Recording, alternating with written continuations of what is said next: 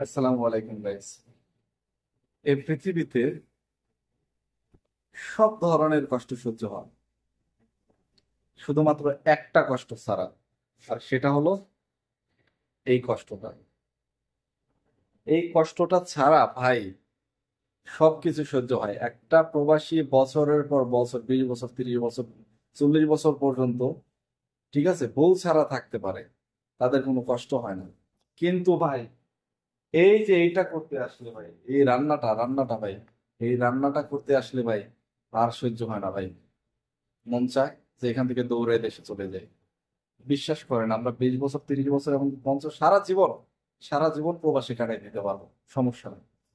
কিন্তু ভাই এই রান্নাটা করতে আসলে ভাই, বিশ্বাস করেন ভাই, এই ব্যথাটা একজন প্রবাসী ছাড়া ভাই, বিশ্বাস করেন ভাই, এটা প্রবাসী ছাড়া, কোনো প্রবাসী ছাড়া ভাই এই কষ্টটা বুঝবো না রে ভাই।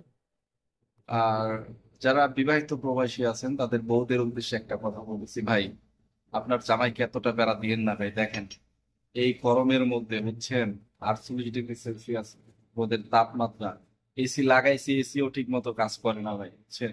আপনার জামাইকে প্লিজ প্যারা দিয়েন না ভাই। দেখেন প্রবাসী কত কষ্ট করে আমরা রান্না করি ভাই, এইভাবে বৈশা রয়েছি ভাই, এইভাবে বৈশা রয়েছি, বসে বসে তারপরে রান্না করি ভাই। প্লিজ আপনাদেরকে ভাবি, আপনাদেরকে অনুরোধ করতেছি, তখন আপনাদেরকে অনুরোধ করতেছি, স্বামীদের কষ্ট দিবেন না ভাই।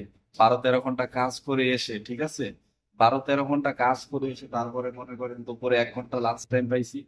এই লাঞ্চ টাইমে মনে করেন যে এখন আমার এই রান্না করে খাওয়া লাগতেছে ভাই। আপনারা বলতে পারেন যে হোটেলে খান না কে ভাই, হোটেলে খাইতে গেলে ভাই 15 টাকা 16 টাকা লাগে, মানে 15 রিয়াল 16 রিয়াল, প্রায় 400 টাকার মতো লাগে ভাই। প্রতিদিন যদি এক বেলা খাবারে যদি 400 টাকা খরচ করি ভাই, তাহলে 3 বেলা খাইতে কত টাকা, বেতনই পায় কত একজন মানুষ। তাই আজকে চিন্তা করলাম যে আজকে শাক রান্না করব, পুঁই শাক। আমি তো ব্যাচেলর ভাই, এখানে আমি তো জানি না আসলে কিভাবে রান্না করতে হয়। যদি আপনারা একটু শিখাই দিতেন বা যদি একটু সাজেশন দিতেন যে কিভাবে রান্না করতে হয়। ঠিক আছে, এখানে নিয়েছি কাঁচামরিচ, পেঁয়াজ আর আঙ্গুর। আবার আপনারা এখানে আঙ্গুর দেখে কেউ বলবেন না যে আমি আঙ্গুর শাকের সাথে, পুঁই শাকের সাথে দিয়ে রান্না করবো ভাই। এখানে বসে বসে খাচ্ছি আর রান্না করতেছি ভাই। ঠিক আছে, আমি প্রথমে শাকগুলারে কাটছি, কাটার পরে মনে করেন যে ধুইছি, 4-5 বার করে ধুইছি, কারণ এই সৌদি আরবের শাকের মধ্যে প্রচন্ড পরিমাণে বালু লেগে থাকে। ঠিক আছে, আর এখন চুলায় আগুন জ্বলতেছে, একটু কমায় দিছি ভিডিওটা করার জন্য।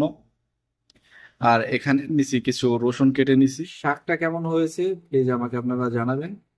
ঠিক আছে, তো শাকটা ভালো হলো না খারাপ হলো আপনারা একটু আমাকে জানাবেন। যে শাকের কালারটা আসলে আপনারা তো খেয়ে দেখতে পারবেন না, তো কালারটা দেখে আমাকে জানাবেন যে আসলে শাকটা কেমন হয়েছে।